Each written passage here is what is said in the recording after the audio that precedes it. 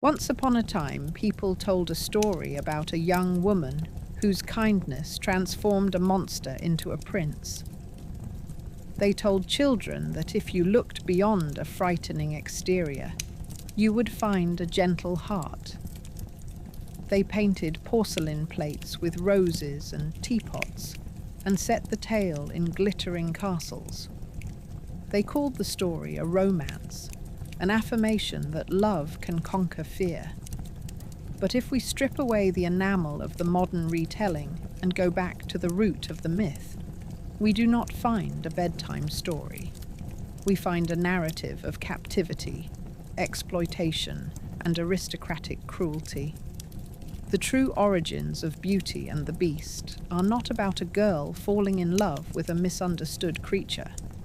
They are about a girl held against her will, about men labelled as beasts and displayed like animals, about families who traded their daughters as payment for debts. This dark foundation is as important to understanding the story as any ball gown or blooming rose. Now, before we begin this deep dive into history and the back doors, like, subscribe, and comment what videos you want to see next. To understand how deep these roots go, we must travel back to Renaissance Europe, to the courts of kings and queens, where real men with animalistic appearances were paraded as curiosities. The most famous of these men was Petrus Gonsalvus. Born on the island of Tenerife in the mid-16th century, Petrus had a rare genetic condition known today as hypertrichosis, which caused thick hair to grow all over his face and body. The people of Tenerife thought he was a wild man. When he was about 10 years old, he was captured by Spanish sailors and taken from his home. Instead of being killed, he was given as a gift to King Henry II of France. The king was delighted by his new acquisition, not because he saw him as a person, but because Petrus represented a living curiosity. The royal court called him the man of the woods and kept him in captivity. The king decided to see if this animal of a boy could be tamed. They placed him under the care of tutors and taught him Latin and court manners, treating his education as an experiment. When Petrus proved intelligent and capable, they marveled as if a beast had learned to speak. Years passed, and Petrus grew up among nobles who laughed at his hairy face. When King Henry died, his queen, Catherine de' Medici, became regent and inherited Petrus. She did not free him. Instead, she sought to breed him. In the 16th century, European nobles liked to collect exotic animals and oddities. The queen wondered what would happen if her beast married a beautiful woman. Would they have children covered in hair? Would their daughters be hairy but still able to marry? To answer this, she arranged a marriage between Petrus and a woman named Catherine, a lady of the French court. Catherine did not choose this marriage. She was a pawn, given to a man who had never asked for her. Their wedding was a spectacle. Guests whispered and pointed, eyes widening at the sight of the hairy bridegroom and the terrified bride. Over the next 40 years, Petrus and Catherine had several children. Some were born with hypertrichosis like their father. Others were not. Instead of being treated as a family, they were treated as exhibits. Noble families across Europe requested to see them. They were sent as gifts to other courts. Portraits were painted of the wild family, their children dressed in expensive clothes that could not conceal the hair on their faces. The family was shuffled from Italy to France to Spain, never allowed to settle or live in peace. Their bodies were property. Their lives were controlled by queens and princes who found them amusing. This story of Petrus and Catherine is often cited as the inspiration for the tale of Beauty and the Beast. The parallels are striking. A hairy man taken from his home, educated among nobles, married to a beautiful woman by royal command. A marriage arranged not for love, but to amuse aristocrats. The couple forced to live under scrutiny. They were not allowed to choose their destiny. Their children were studied. Where modern readers see enchantment, the historical reality reveals captivity. It is from this cruelty that later writers would spin a fairy tale that attempted to soften the edges. In the 18th century, France was a society obsessed with appearances and manners. The salons of Paris buzzed with stories and gossip. Women of letters sought to teach moral lessons through fiction. In 1740, Gabrielle Suzanne Barbeau de Villeneuve published a long, complex tale called La Belle et la Bête. Her story bears little resemblance to the Disney film. In Villeneuve's version, Beauty is one of 12 children of a wealthy merchant. When the merchant's ships are lost at sea, the family loses its fortune. They leave the city and move to the countryside. Beauty adjusts to the simple life, while her sisters weep over lost jewels and parties. Villeneuve emphasizes Beauty's virtue. She does not complain or seek pity. Eventually, a ship returns with goods, and the merchant goes to retrieve them. On the way back, he becomes lost in a storm and finds a castle. He plucks a rose from the garden for Beauty, angering the beast who owns the castle. The beast demands that the merchant give up one of his daughters as payment or die. Beauty volunteers to go. Villeneuve's story is explicit. Beauty is a hostage, exchanged for her father's mistake. She accepts to save her family. The castle in Villeneuve's tale is filled with invisible servants and magical objects. Beauty is provided with fine clothes and rich food. She is not physically harmed, but she is not free. Each night, the beast comes to her room and asks her to marry him. Each night she refuses, revolted by his appearance. She dreams of a handsome prince and a fairy that warns her to look beyond appearances. As the months pass, Beauty's sense of duty turns into pity for the beast. She sees his gentleness and his sadness. He allows her to visit her family on the condition she return in a week. Her jealous sisters persuade her to stay longer. When she returns late, she finds the beast dying. She realizes that she loves him and agrees to marry him.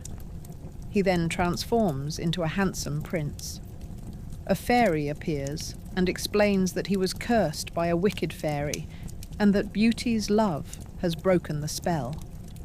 The story ends with a lavish wedding. The lesson Villeneuve tries to teach is that true worth lies within. But the way she frames the story also reflects the social realities of her time. Beauty does not choose the beast.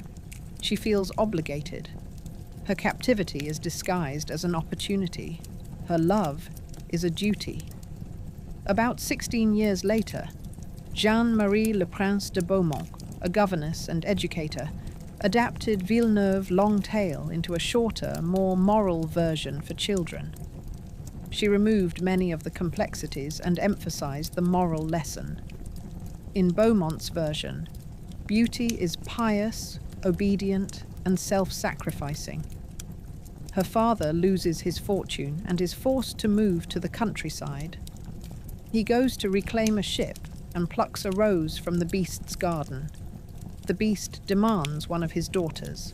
Beauty volunteers. At the castle, she is treated well, but each night the beast asks her to marry him. She refuses until she sees him dying.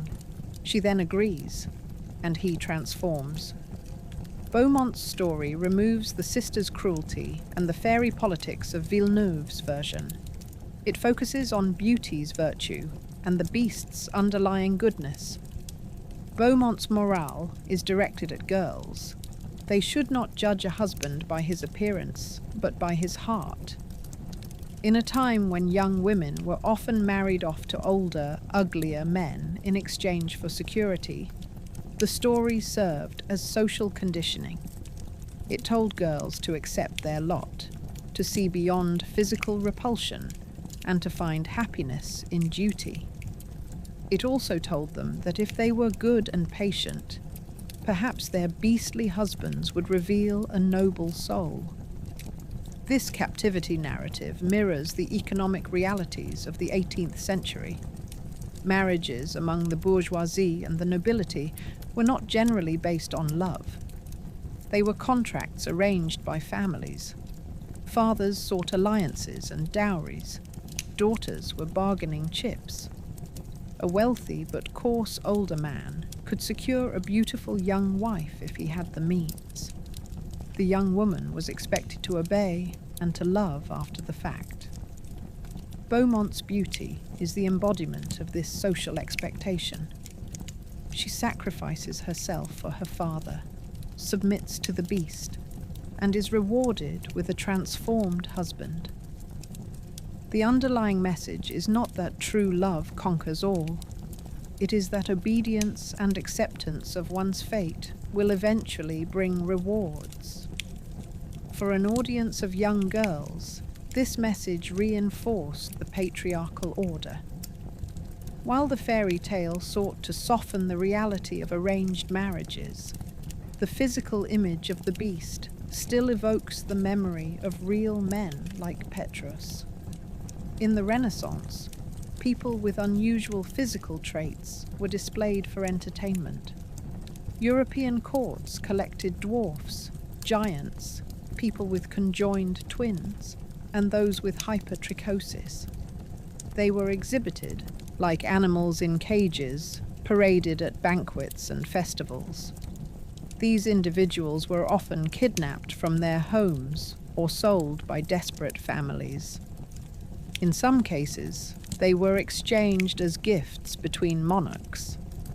The practice of keeping human curiosities reached a peak in the 16th and 17th centuries. Artists painted portraits of these people, not to honor them, but to delight viewers with their strangeness. Their names were recorded in inventories alongside elephants and monkeys. They lived under constant surveillance, lacking autonomy. The captivity of beauty in the fairy tale echoes the captivity of these human exhibits. The moral of the story may encourage compassion for the beast, but it does not challenge the practice of collecting humans.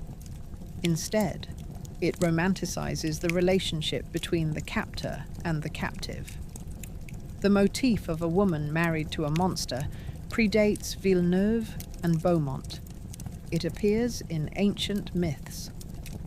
In the Greek story of Cupid and Psyche, written by Apuleius in the 2nd century, a young woman is married to an unseen husband. She is told her husband is a serpent, and she fears him. At night, he comes to her in darkness, forbidding her to see his face. He visits her only in the dark. Psyche's sisters sow doubt. They tell her to light a lamp while he sleeps. When she does, she sees not a monster, but the god Cupid. Startled, she drops oil on him and awakens him.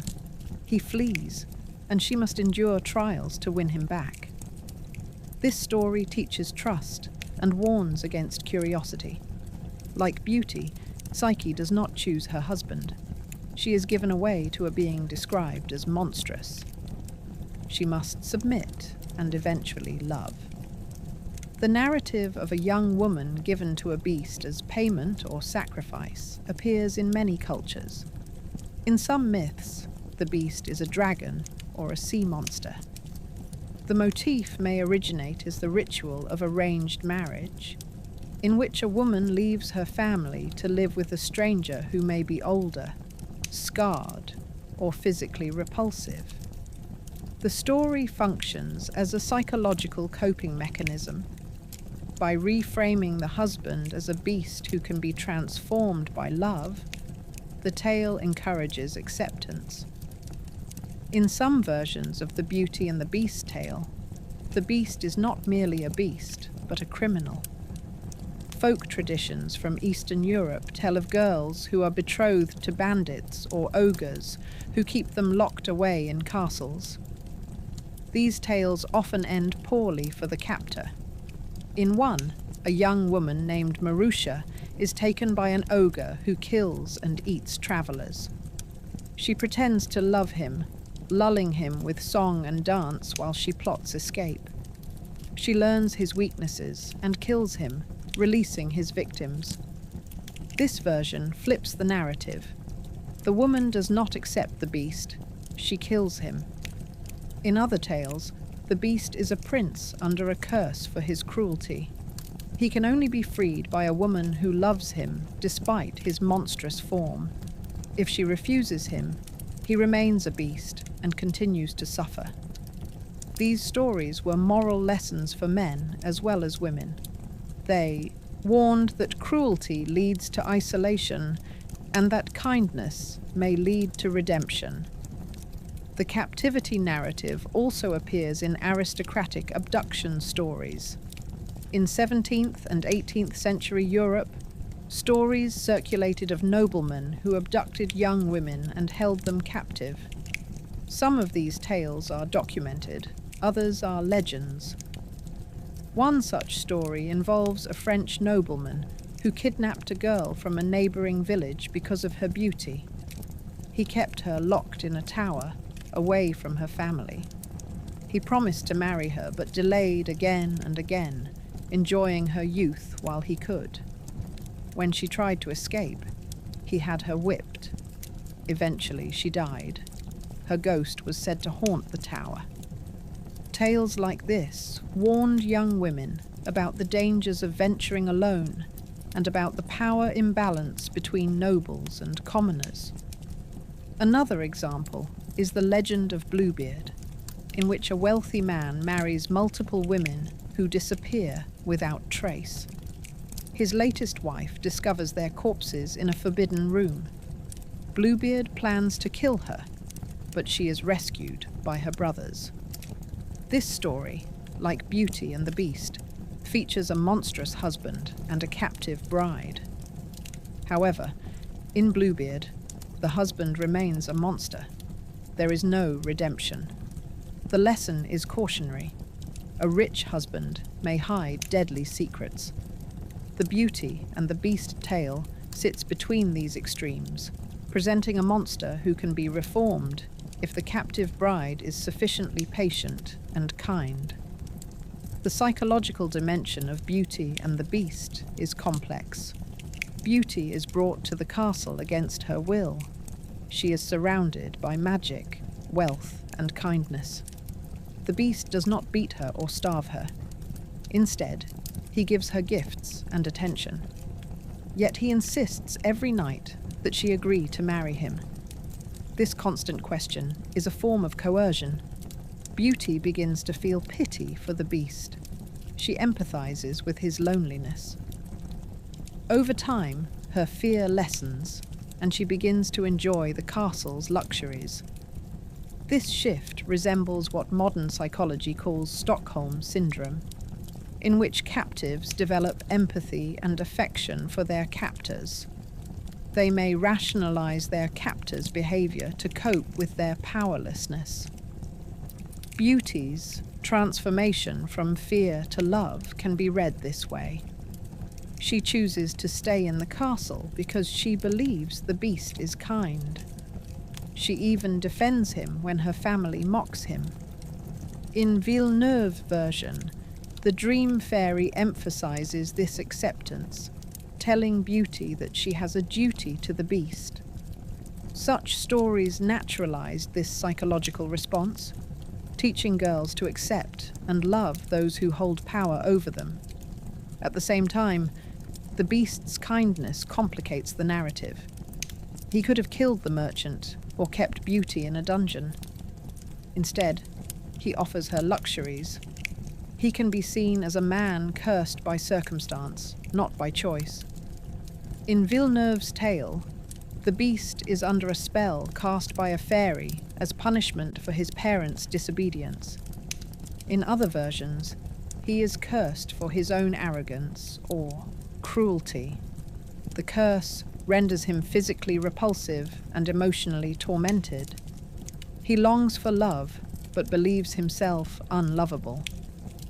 His repeated request to beauty is a plea for acceptance. This dynamic plays into the theme of compassion. It asks the reader to consider the suffering of those who look different. It suggests that monsters are not born. They are made by curses and society's reactions. It invites the reader to practice empathy. However, this message can also be used to excuse harmful behavior. A monster who forces a woman to live with him may claim he is good at heart and deserves love, shifting the responsibility for his redemption onto the captive. The theme of transformation in Beauty and the Beast is symbolic. In many cultures, transformation is a metaphor for personal growth and social mobility. In the tale, the beast's transformation from animal to man is triggered by Beauty's love.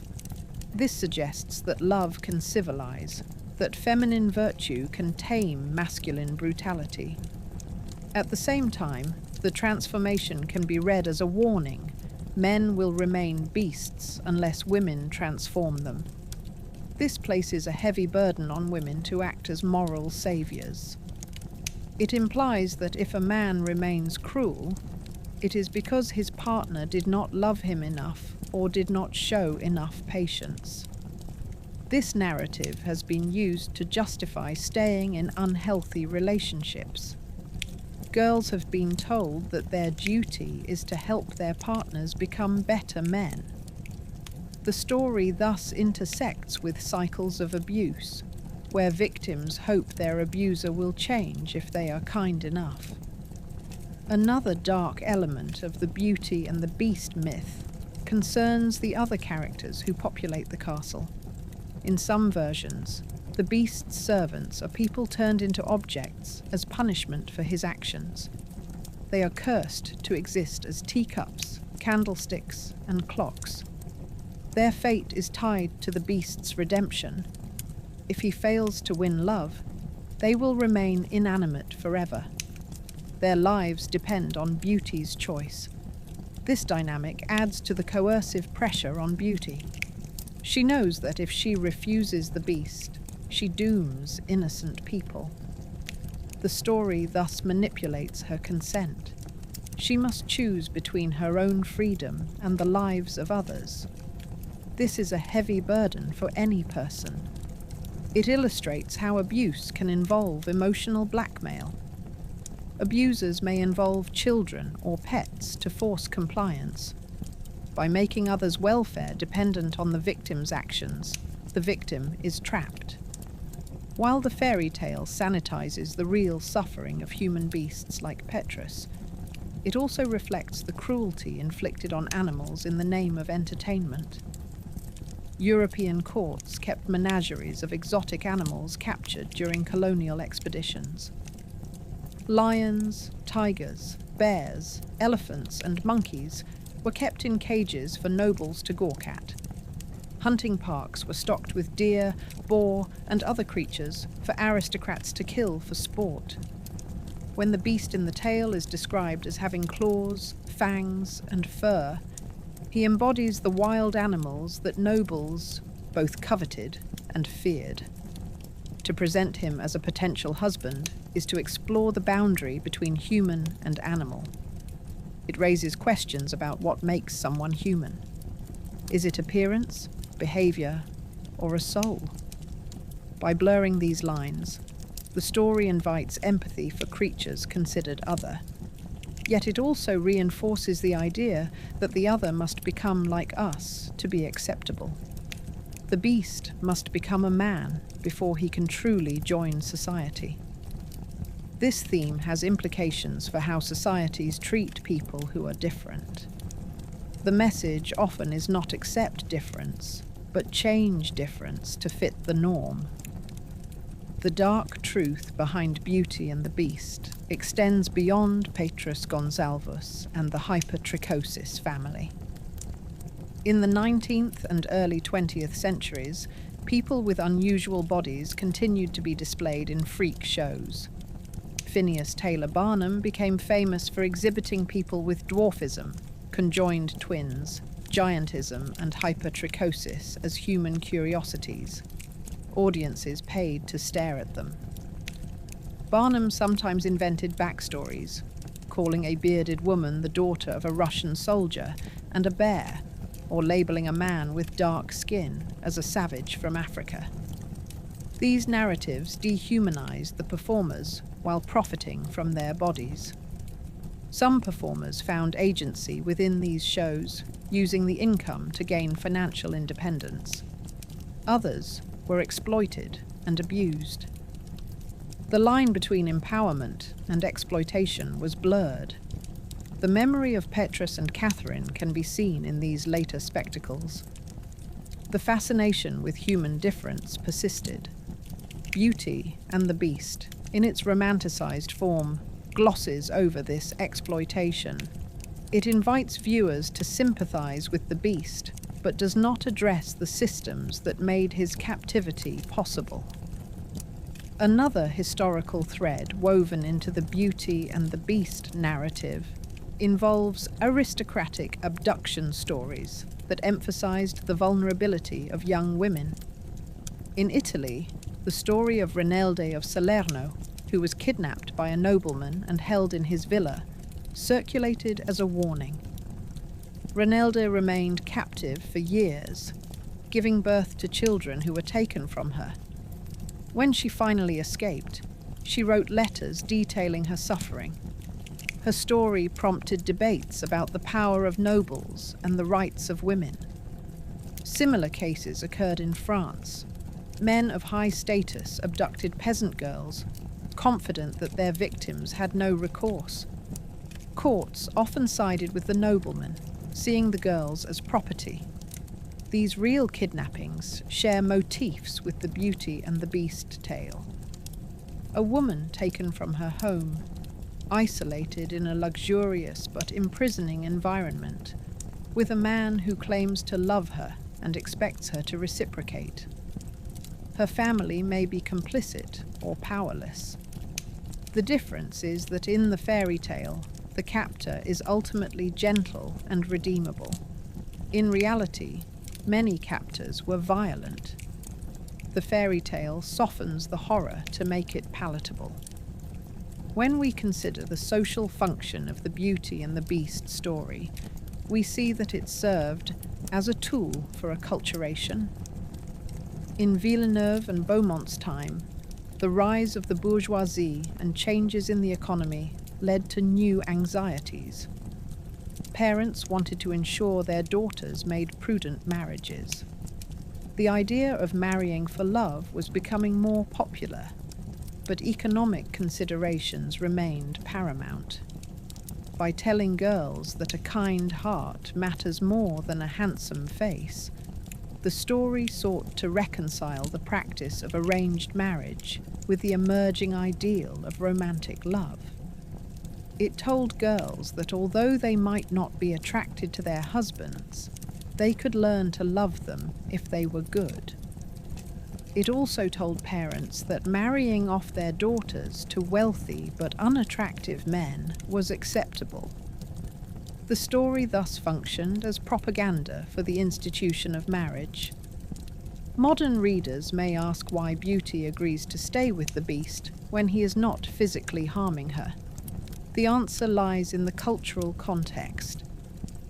Obedience to parents and sacrifice for family were highly valued virtues. Beauty volunteers to go to the Beast's castle because she cannot bear to see her father die. She frames her decision as an act of love. She does not want to be thought selfish. Once at the castle, she obeys the rules because she sees it as her duty. When the Beast proposes, she does not immediately accept because she is repelled by him. She believes that to marry someone she does not love would be wrong. Yet she also feels indebted to him for sparing her father. This conflict is central to the tale's tension. Duty and desire pull Beauty in different directions. Eventually, duty wins, but desire follows. She learns to love the beast. This narrative reassures readers that duty will eventually align with desire. It encourages girls to accept arranged marriages and trust that affection will develop. As we craft a narrative about the dark origins of Beauty and the Beast, we should incorporate scenes that evoke this tension. Imagine the merchant walking through a stormy forest after losing his fortune. He stumbles upon a garden filled with roses, the scent intoxicating. Desperate to bring a simple gift to his beloved daughter, he plucks a blossom. A shadow falls over him. He turns and sees a figure towering among the trees, fur glistening in the rain. The beast's voice rumbles like thunder. He accuses the man of theft. The merchant trembles, expecting death. Instead, the beast offers a bargain. Return home, but send me the first living thing you meet. The merchant agrees, thinking his dog will greet him. Instead, Beauty runs to his arms. She hears the tale and decides to go. Her father begs her to stay. Beauty is resolute. She kisses her father goodbye and leaves with the beast. This scene conveys the horror of the bargain. A father trades his daughter for his life. The daughter volunteers, embodying sacrificial love. Now imagine Beauty's first night in the castle. She stands in a corridor lined with statues. The walls whisper. Invisible hands hold candelabras. She is guided to a dining room where a feast awaits. She is alone, except for the sound of the beast's heavy footfalls. He sits opposite her. His eyes glow in the candlelight. He asks if she will marry him. She looks at his claws, his fangs, the fur covering his hands. Her stomach turns. She says no. He nods and thanks her. The politeness is unsettling. Each night, the scene repeats. The repetition wears on Beauty. She begins to talk to him, to ask questions. He tells her of his curse, but not of his crimes. He offers her jewels and gowns. She plays the harpsichord and reads books. The castle is both a prison and a paradise. She cannot leave, but she is not physically harmed. Her mind and heart are slowly seduced. This slow shift from fear to pity to affection is crucial to the narrative. It illustrates how captivity can transform emotions. Consider a parallel scene centuries earlier in the court of France. A group of nobles gather to witness a spectacle. Servants lead in a young man covered in hair.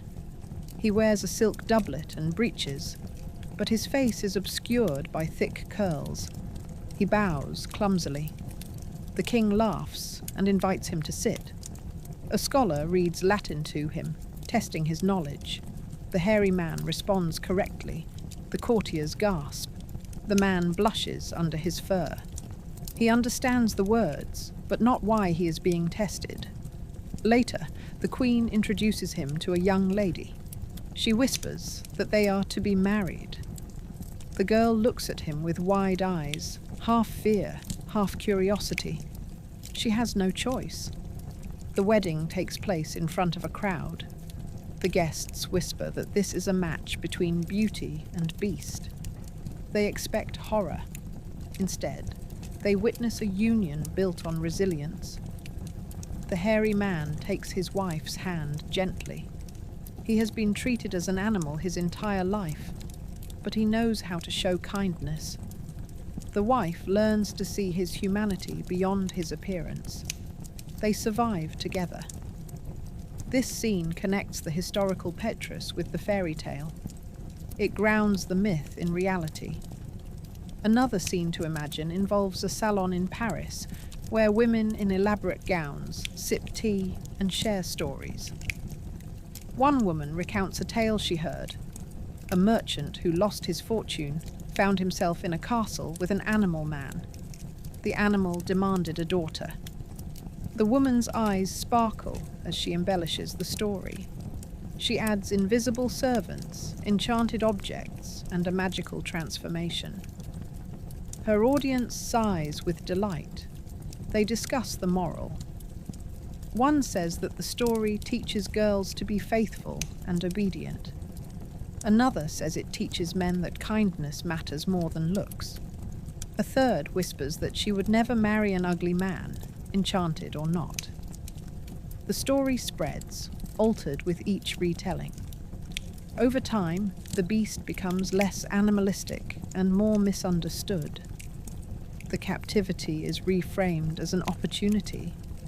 The dark truth fades behind layers of romance.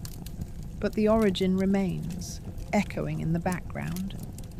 In writing a long script about this dark origin, we should not shy away from describing the exploitation of human exhibits.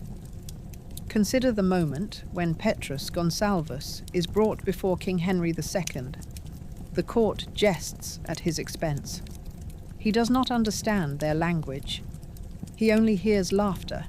He is hungry and scared. He misses his home. He does not know that he will never see it again. He is given clothes and told to eat with a knife and fork. Servants whisper that he will bite them. He learns to speak French and Latin, but he remains an object. When Catherine de' Medici arranges his marriage, he is told only hours before. He sees his future wife for the first time at the altar. She is crying. He wonders if he will hurt her. They marry, and the queen smiles, pleased with her experiment. Petrus and Catherine grow to care for each other, but they remain under the gaze of the court. Their children are born, hairy and not. Those with hair are sent to nobles as gifts. Those without hair are allowed to stay. The parents weep but cannot refuse. Their family is torn apart. The children with hypertrichosis become curiosities elsewhere, known not by their own names, but by their condition. They are called beasts and monsters. They are painted and ogled. Some die young. We can also explore the environment that gave rise to human exhibits. In the 16th century, European explorers brought back animals and people from colonies. These exotics were displayed in courts and fairs. The Portuguese king kept an Indian rhinoceros. The Pope had a white elephant. Africans, indigenous Americans and Asians were taken from their homes and paraded through European streets. They were forced to wear costumes and perform dances. They were shown to prove the power of Europe over the world. People with unusual bodies were part of this display. They were dehumanized. The story of Petrus Gonsalvus sits within this context. He was the first recorded case of hypertrichosis at a royal court. His life spanned multiple countries. He moved from France to Italy to Spain, each court claiming ownership. His story reveals the intersection of colonization, science, and spectacle. It shows how Europeans used human bodies to create entertainment and knowledge. Returning to the fairy tale, we can examine the symbolism of the rose. In both Villeneuve's and Beaumont's versions, the rose is the reason Beauty ends up at the castle. The father picks a rose to bring home.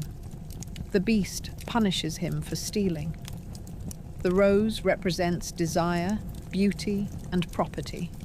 The father's act of taking it without permission triggers the captivity. The moral is that even small thefts have consequences. But the rose also symbolizes beauty herself. She is plucked from her home and taken to the beast's castle. She must bloom in a new environment. If she withers, she dies. The beast's life is tied to the rose.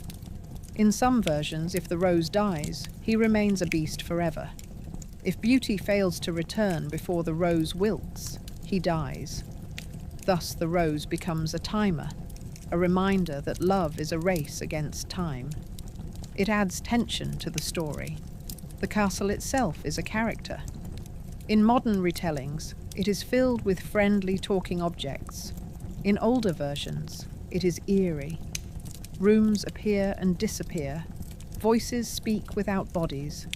Beauty is led by invisible servants. The emptiness is haunting. It emphasizes her isolation. She is never physically harmed, but she is always watched. The castle's magic is a constant reminder that she is not in her world. The castle offers luxury but denies freedom. It is a gilded cage. This image resonates with the real-life gilded cages of human exhibits. Petrus lived in castles, ate fine food, wore silk, but he could not leave. He could not walk through the streets as a free man. He could not choose his home or his job. He lived in comfort, but not in liberty. As the story evolved over centuries, authors softened or removed the captivity elements to focus on the transformation. Walt Disney's 1991 animated film turned Beauty into Belle, a bookish girl yearning for adventure. The beast is rude, but not menacing. He imprisons her father, and she takes his place. The castle's servants are charming. Belle and the beast bond over books and snowball fights. The transformation occurs after the beast sacrifices his love for Belle's freedom. This adaptation celebrates love and individual growth. It teaches that kindness can transform hearts. Yet even this version retains the core plot. A young woman sacrifices her freedom to save her father and falls in love with her captor. The film frames this as heroic, encouraging viewers to see beyond appearances. But critics have pointed out that it romanticizes abusive dynamics. Belle forgives the beast's anger quickly. She sings about wanting adventure, but ends up in a domestic role. The film's popularity shows how seductive the romanticized version is. It allows audiences to ignore the darker origin. To fully appreciate the dark truth, we must confront the real suffering behind a fairy tale. We must see Petrus Gonsalves not as a charming anecdote, but as a boy taken from his family and forced to live as a curiosity. We must see Catherine de' Medici not as a benevolent patron, but as a woman who exploited people for her amusement. We must see the courts of Europe as places where human beings were objectified. We must see the fathers who traded their daughters to beasts as complicit in their captivity.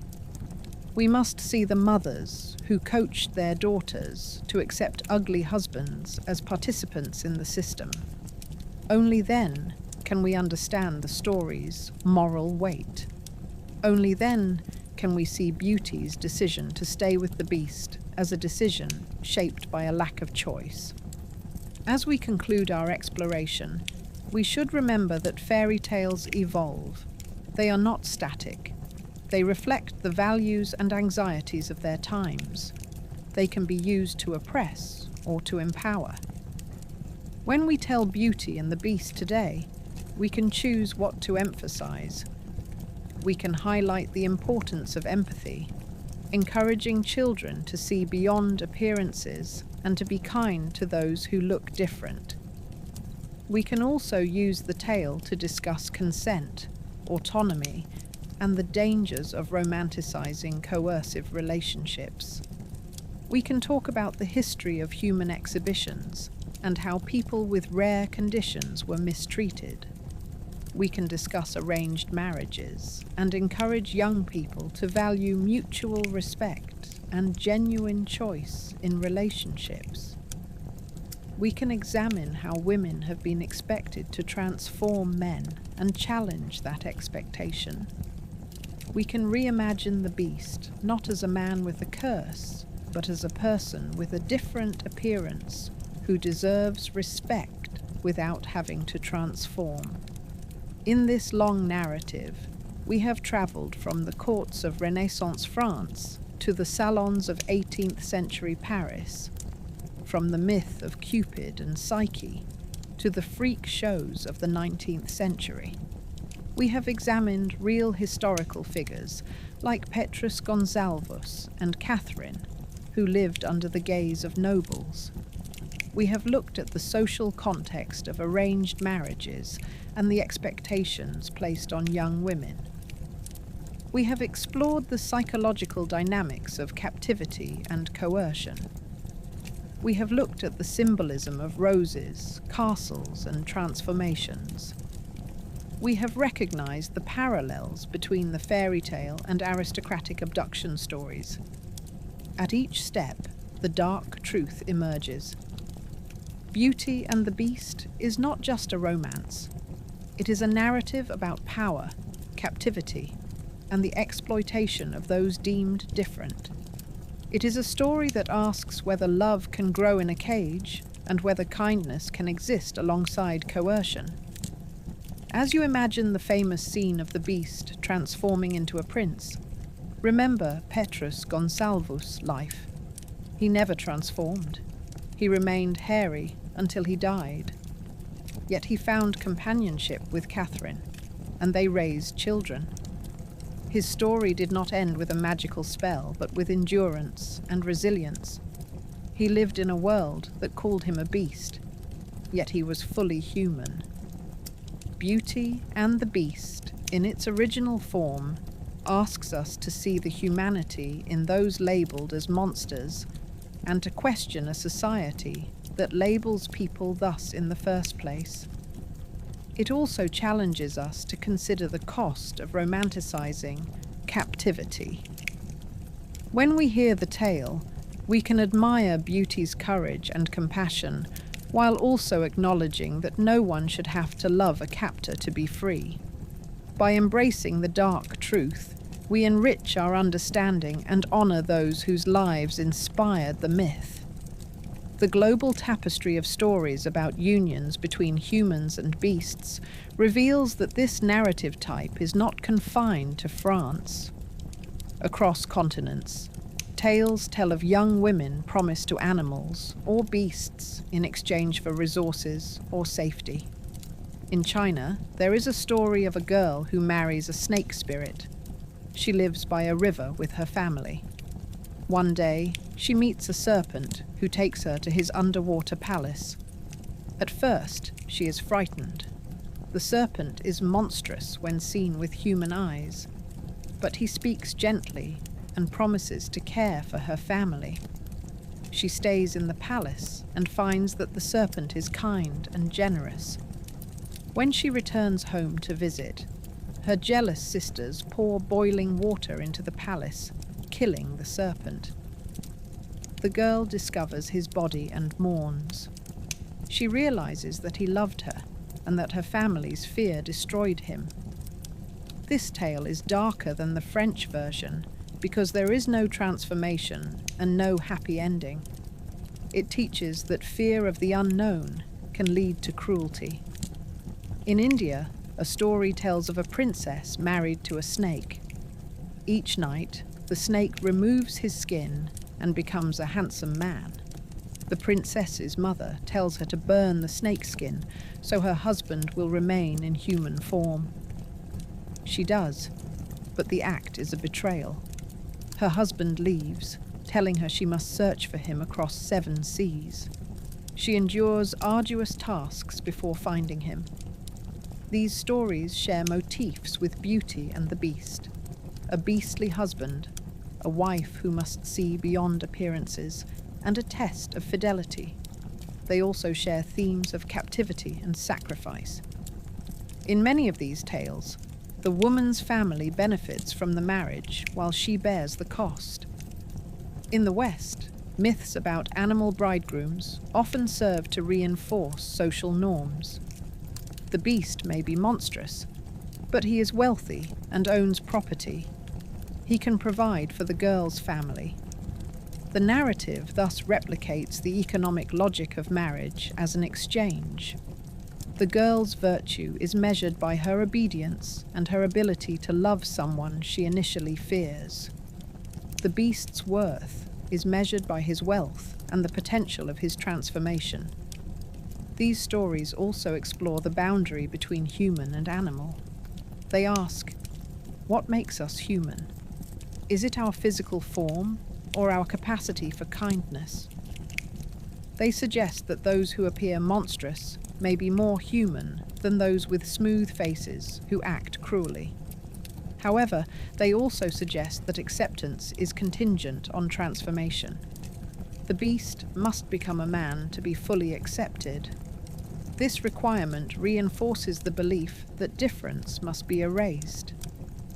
To expand the narrative of Beauty and the Beast, we can dive deeper into the details of Villeneuve's original story. Villeneuve's tale is long and winding, filled with subplots and backstories. In her version, the Beast's mother is a queen who must wage war against neighboring kingdoms. She leaves her son in the care of an evil fairy. The fairy desires the prince and tries to seduce him when he comes of age. He refuses, so she curses him, turning him into a beast. The curse can only be lifted by a woman who will love him despite his form. The fairy hides him in an enchanted castle. Meanwhile, Beauty's story begins with a wealthy merchant who has 12 children. Among them, Beauty is the youngest and the kindest. Her sisters are vain and cruel. When the merchant loses his fortune, the family moves to the country. Beauty adapts to their new life, while her sisters pine for Paris. One day, the merchant receives news that his ships have returned. He goes to reclaim his cargo and promises his daughters gifts. The older daughters request fine clothes and jewels. Beauty asks for a single rose. The merchant's journey is fraught with misfortune. He learns that his ships have been seized. He returns home empty-handed, losing his way in a storm. He stumbles upon a palace with a roaring fire and a table set for one. He eats and sleeps. As he leaves, he plucks a rose for Beauty. The beast appears, enraged that his hospitality has been repaid with theft. He demands the merchant's life or one of his daughters. The merchant begs for mercy. The beast relents, telling him to bring one of his daughters willingly. The merchant leaves, depressed. When he arrives home, he tells his children. Beauty volunteers, insisting she cannot let her father die. Her siblings protest. Beauty's father cries. Beauty is resolute. She rides to the castle, accompanied by a horse that knows the way. When she arrives, she is greeted by a lovely voice and invisible hands. She is shown to her room, where she finds a fine wardrobe and a mirror that shows her family. The beast appears and asks if she will eat dinner with him. She agrees. He asks if she is happy. She says yes. He asks if she will marry him. She says no. He looks sad, but does not protest. This scene repeats. Each night, the beast proposes. Each night, she refuses. Over time, Beauty comes to see the beast's gentle nature. She begins to feel affection. She looks forward to their dinners. She laughs at his awkward jokes. She misses him when he is not there. Villeneuve inserts dreams that reveal hidden truths.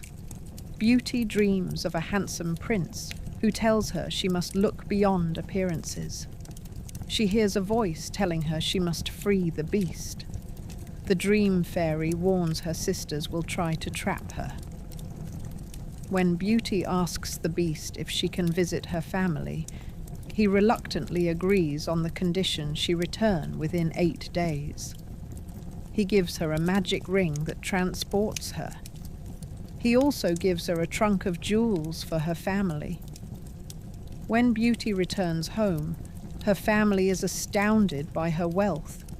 The sisters, jealous, plot to keep her. They make a scene. pretending to miss her so much they cannot let her leave. Beauty, moved by their tears, stays longer. She begins to have nightmares of the beast lying in the garden, dying. She realizes she must return. When she does, she finds the beast collapsed by the fountain. She weeps and confesses her love. She says she will marry him if he lives. At that moment, he transforms into a prince. The castle changes, filled with people and joy. A fairy queen appears and praises Beauty. She says that Beauty is not really a merchant's daughter, but the child of a king and a fairy. She had been placed in the merchant's family to protect her from an evil fairy. The beast's curse is lifted, and they marry. Beauty's sisters are turned into statues as punishment. This elaborate plot involves fairies, destiny, and hidden identities. It emphasizes that Beauty is royal by birth, making her an appropriate match for the prince. It also adds layers of manipulation. Beauty was never truly free. She was moved like a piece on a chessboard by fairies. The presence of fairies in Villeneuve's story reflects beliefs in supernatural forces that shape lives. Fairies represent fate, destiny, and societal norms. The good fairy rewards virtue, while the evil fairy punishes those who resist her. The message is that humans are subject to forces beyond their control. Beauty does not choose her life. It is chosen for her. The fairies decide her identity and her marriage. They also decide the beast's fate. The story thus suggests that love and free will are illusory. People must accept the roles assigned to them by higher powers. In reality, these higher powers were parents, kings, and social norms. Villeneuve uses magic to dramatize their influence. Beaumont streamlined this complicated story to focus on the moral message. Yet even in its simpler form, the story retains the underlying structure of captivity and coercion. Beauty's father's mistake leads to her imprisonment. Her love liberates the beast. But her love is shaped by obligation. The father's act of plucking a rose sets the plot in motion. In some interpretations, this act symbolizes trespassing on noble property. The merchant oversteps, and his daughter must pay. It reflects the reality that commoners could be punished severely for offending nobles. The story thus reinforces class divisions. It warns that crossing boundaries has consequences. The theme of captivity is central to understanding the dark origin. Captivity is both physical and psychological. Beauty is physically confined to the castle, but she is also bound by her sense of duty. She believes her life is less valuable than her father's. She believes she owes the beast something for sparing her father. This sense of indebtedness traps her. The beast is also captive. He is trapped in a monstrous form because of a curse. His captivity is the result of a woman's desire for him. He is punished for rejecting a fairy's advances. This reversal, a man being punished for refusing a woman, may have been meant to titillate aristocratic audiences. It suggests that men can also suffer under women's power. But in the broader context of the story, the beast's suffering is temporary. He will be freed if he finds a woman to love him. Beauty's captivity, however, is indefinite unless she plays her assigned role perfectly. Beyond the tale, the real stories of people with hypertrichosis reveal the cruelty of society.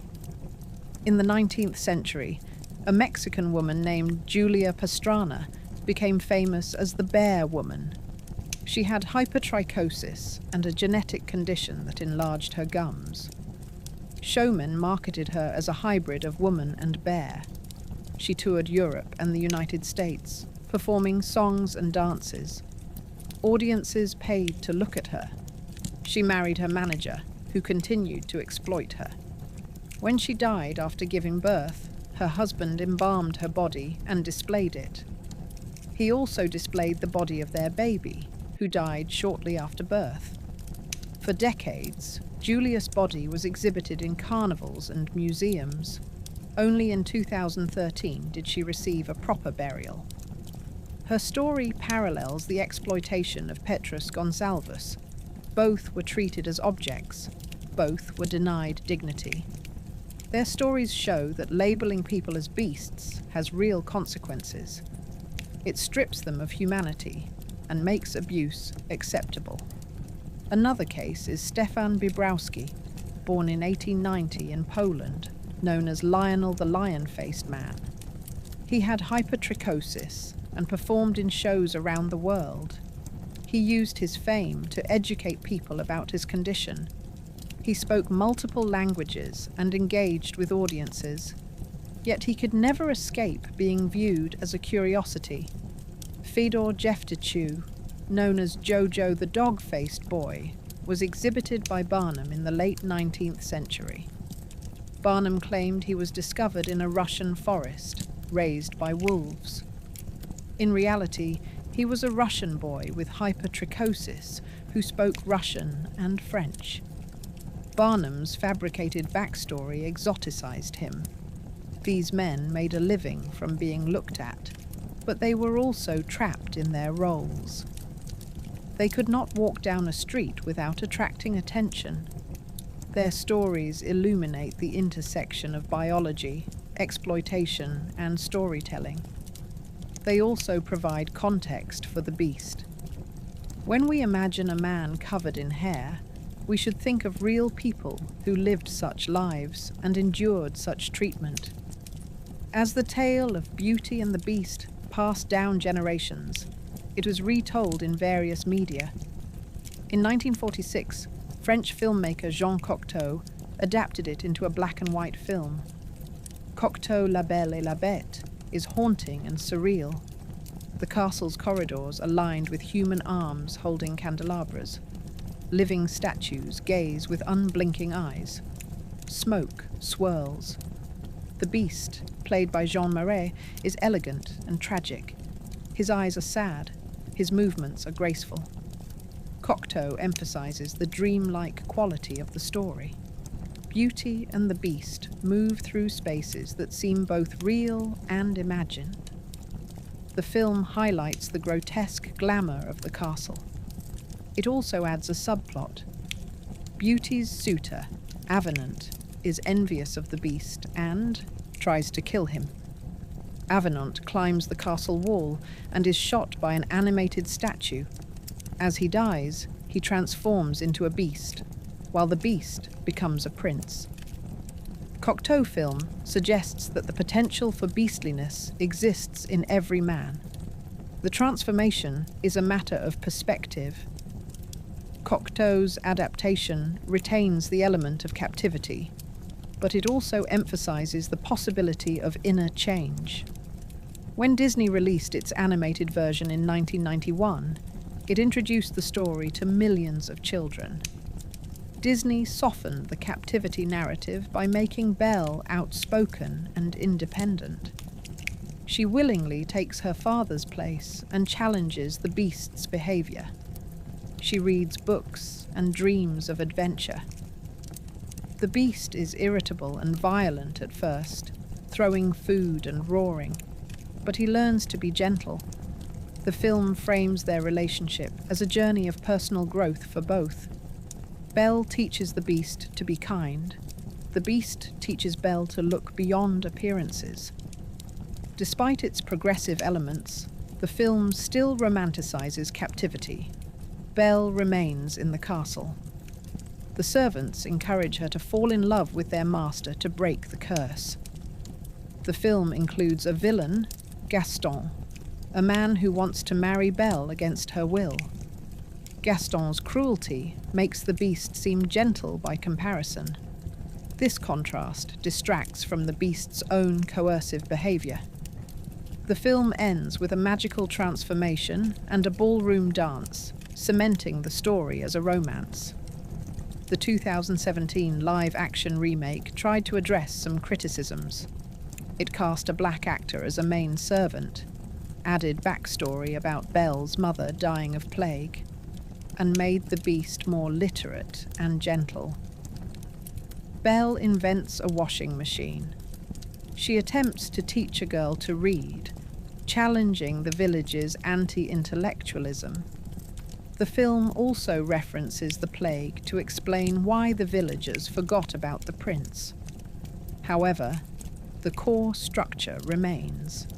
Belle sacrifices her freedom to save her father and falls in love with her captor. The film makes explicit that the servants' lives depend on Belle and the beast falling in love. This revelation manipulates Belle's choice further. She must consider others' lives. The film attempts to empower Belle while retaining the original plot. The result is a story that sends mixed messages. Independence is good, but love can arise from captivity. Exploring the dark truth behind Beauty and the Beast also requires examining its relationship to other tales of monstrous husbands. The story of Bluebeard, collected by Perrault, is perhaps the most famous. Bluebeard is a wealthy man who marries a series of wives. He forbids them from entering a certain room. When his latest wife opens the door, she finds the corpses of his previous wives hanging inside. Bluebeard discovers her disobedience and plans to kill her. She stalls him until her brothers arrive and kill Bluebeard. This story lacks redemption. It warns women not to be curious and to obey their husbands. It also warns that wealth can hide evil. The monstrous husband remains monstrous. The woman survives by seeking help. The moral is cautionary. Trust your instincts. Secrets can kill. Another tale, Mr. Fox, collected by Joseph Jacobs, tells of a woman engaged to a handsome man who lives in a castle. He forbids her from visiting his home. She goes anyway and finds a courtyard filled with bones. She sees Mr. Fox dragging a dead woman. She escapes and later exposes him at a banquet. Like Bluebeard, this story presents the husband as a predator. The woman's curiosity saves her. She does not fall in love with the monster. She runs. These stories contrast with Beauty and the Beast. They show that not all monsters can be redeemed, and that sometimes leaving is the safest choice. The monstrous husband motif also appears in folk tales, where the husband is a supernatural being. In Irish mythology, there is the story of a selkie, a seal that can shed its skin to become human. A fisherman steals a selkie's skin, preventing her from returning to the sea. He forces her to marry him. They have children, but she is unhappy. One day she finds her skin and returns to the sea, leaving her children. This story explores captivity and maternal love. The selkie loves her children, but cannot stay with the man who stole her freedom. The story ends with loss. The fisherman is left alone. He learns that love cannot be forced. This tale offers a counterpoint to Beauty and the Beast. It suggests that sometimes the right choice is to leave, not to transform captivity into love. When exploring transformation in fairy tales, we can look at metamorphosis in other stories. In The Frog Prince, a princess meets a frog who retrieves her golden ball from a well. She promises to be his companion, but refuses to honor her promise. The frog follows her to the castle. The king forces the princess to keep her word. She reluctantly allows the frog to dine with her and sleep on her pillow. In the original version, she throws the frog against a wall in disgust, and he transforms into a prince. In later versions, she kisses him. The story's moral is about keeping promises and seeing beyond appearances. but it also involves coercion. The frog demands the princess's companionship. The king enforces the frog's rights. The princess's consent is irrelevant. She is forced to accept the frog. In some versions, the frog's transformation is a reward for the princess's kindness. In others, it is the result of her anger. The transformation is a test of character. Another metamorphosis tale is The Swan Maiden. A hunter sees swans take off their feathers and become women. He steals one of the skins, preventing one maiden from flying away. He takes her home and marries her. They have children. Years later, she finds her feather skin and leaves. She returns to the sky, never seen again. The hunter's act is a betrayal. He traps the maiden in human form. The story suggests that love cannot justify theft. The maiden's transformation back into a swan is a reclaiming of identity. She chooses freedom over family. This tale emphasizes that transformation is not always desirable or permanent. For the Swan Maiden, the human world is a cage. The transformation into a woman is the captivity. In exploring the beast's transformation, we can consider how physical difference has been treated historically. People with disabilities or unusual bodies have been forced to conform to norms. Those who could not conform were hidden away. In some cultures, babies born with deformities were abandoned. Others were exhibited as warnings or curiosities.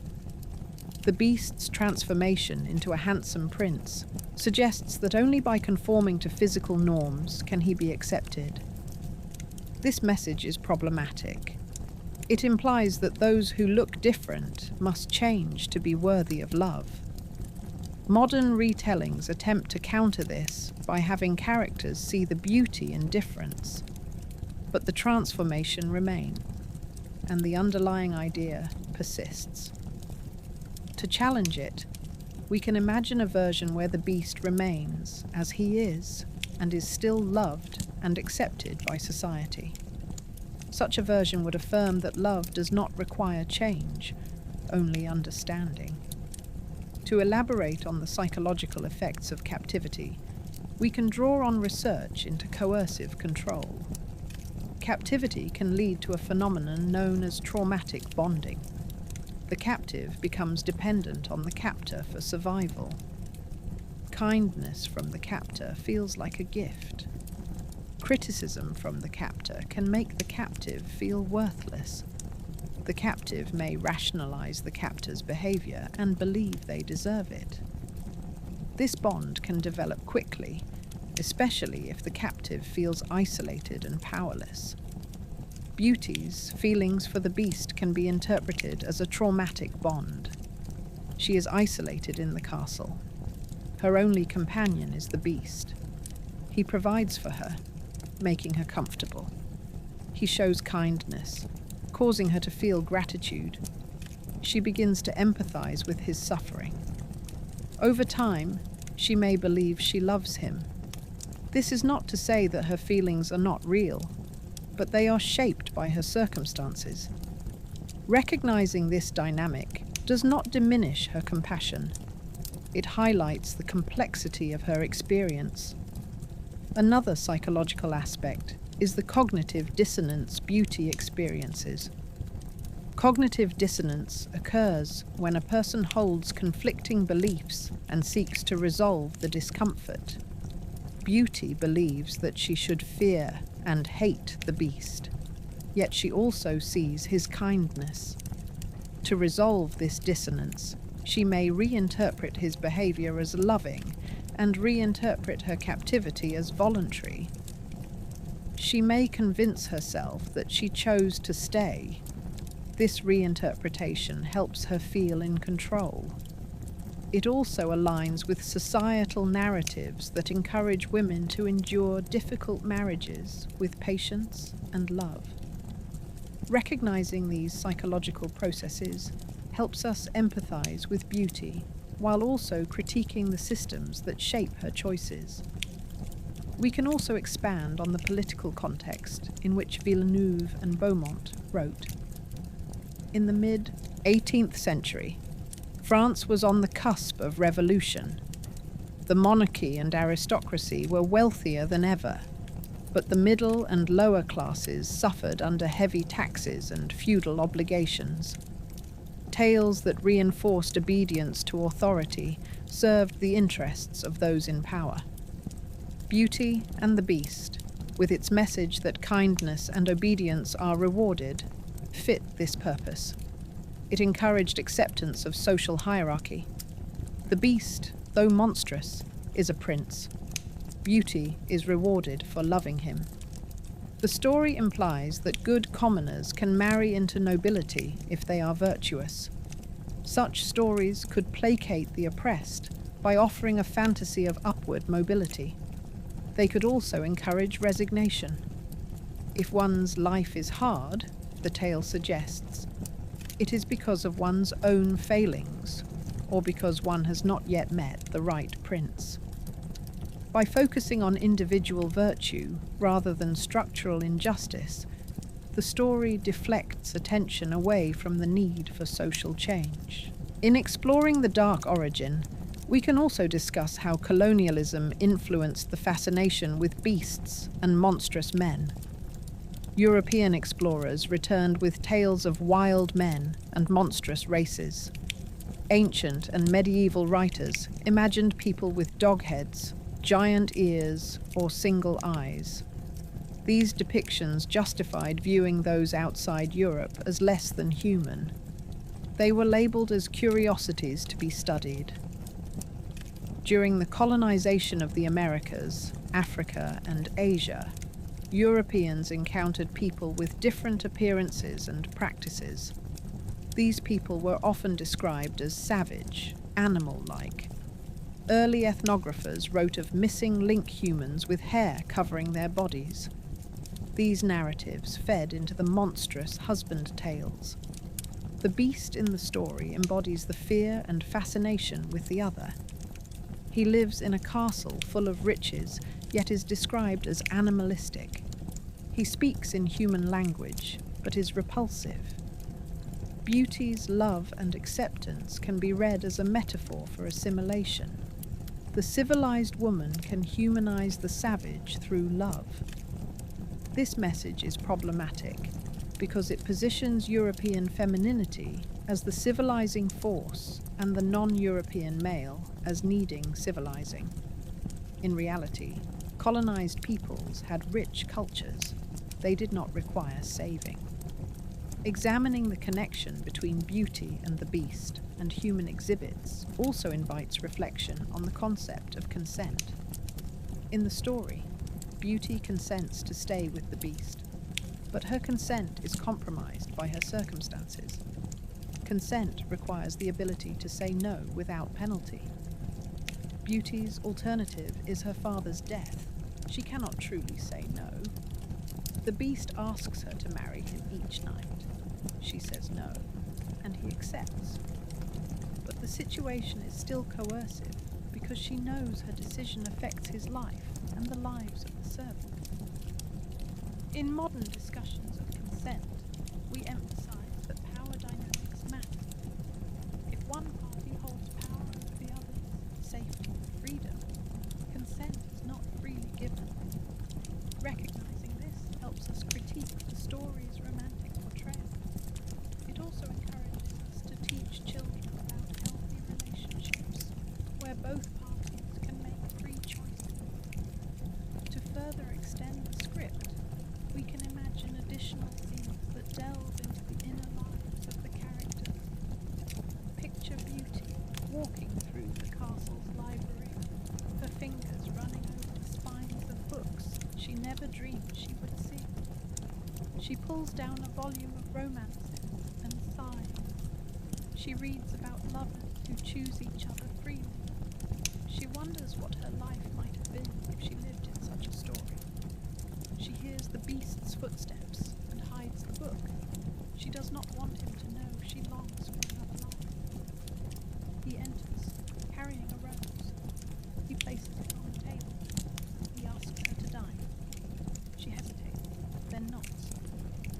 feels the weight of his expectation. She eats slowly, words caught in her throat. She asks if she may see her father in the mirror. The beast nods. She looks and sees her father crying. She knows he misses her. Her heart aches. She wonders if he regrets picking the rose.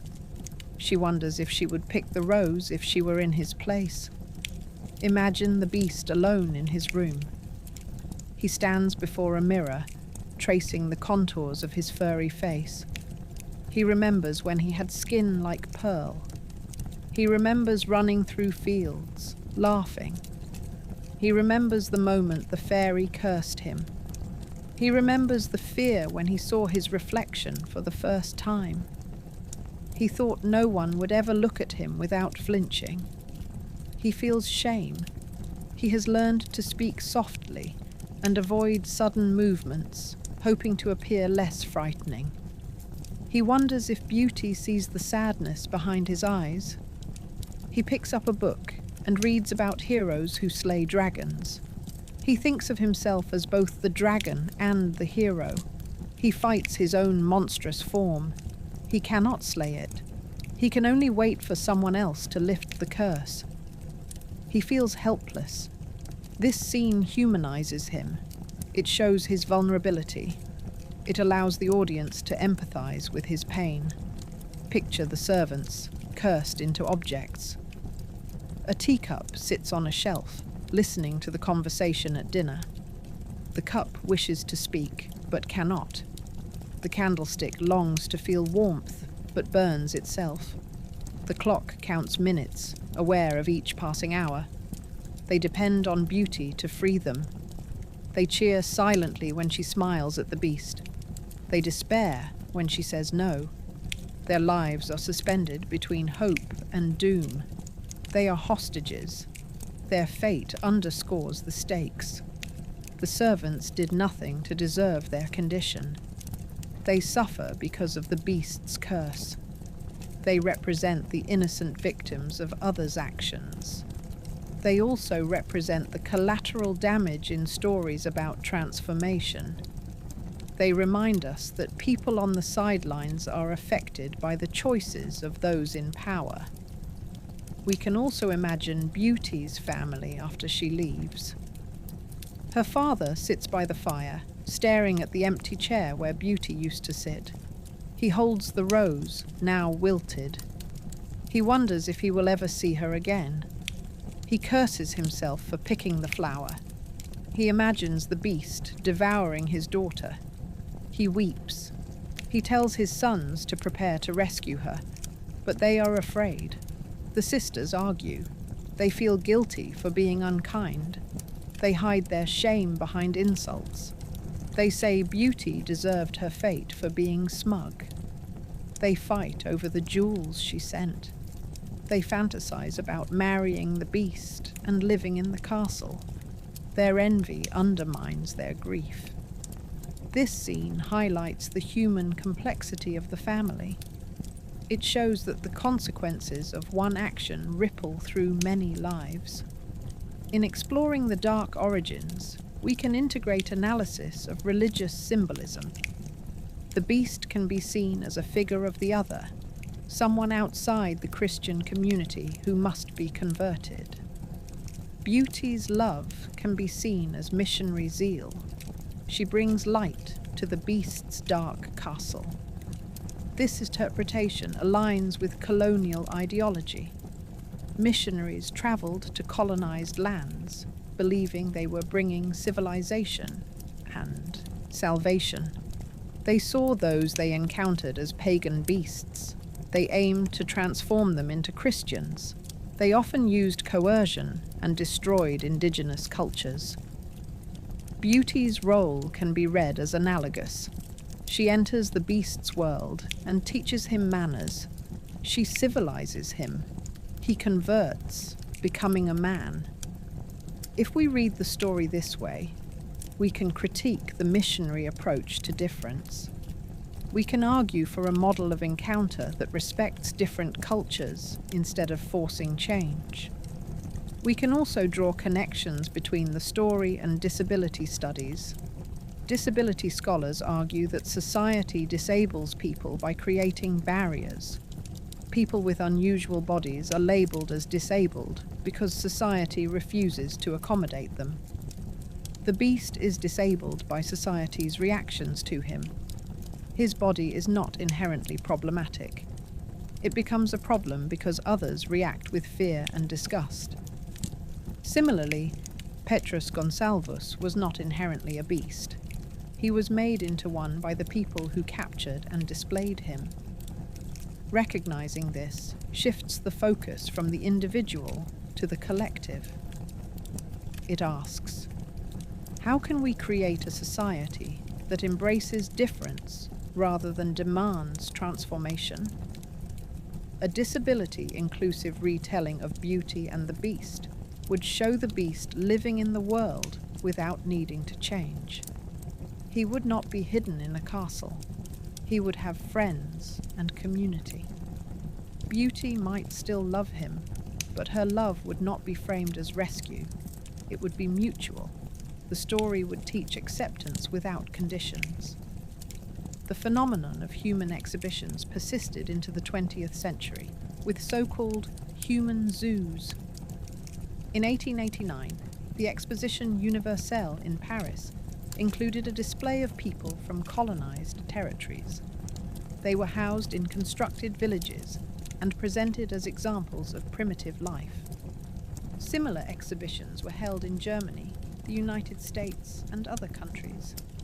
Millions of people visited.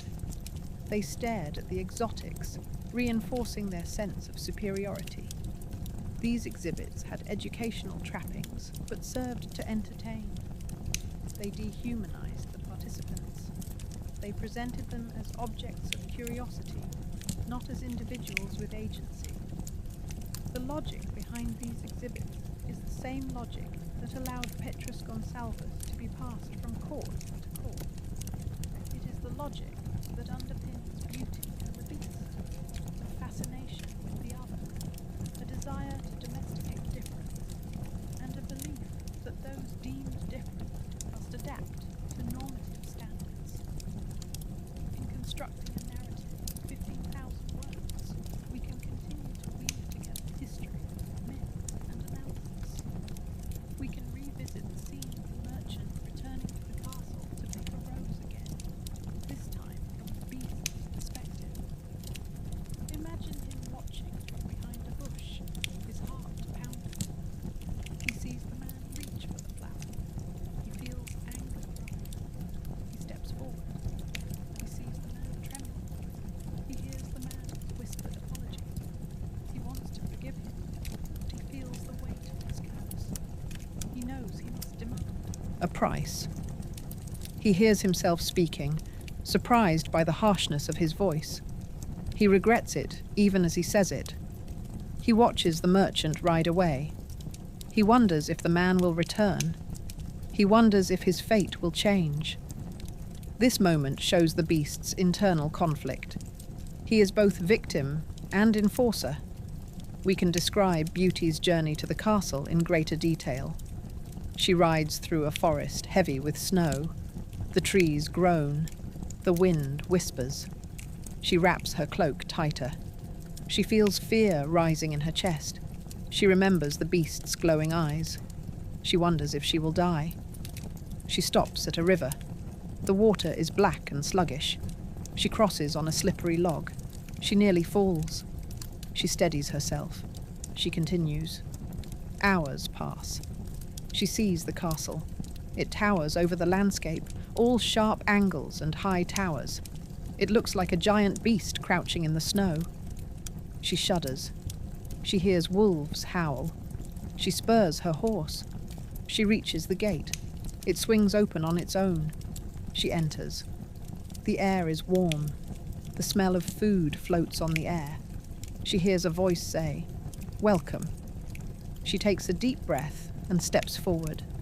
This scene underscores the bravery of Beauty. She chooses to face the unknown alone.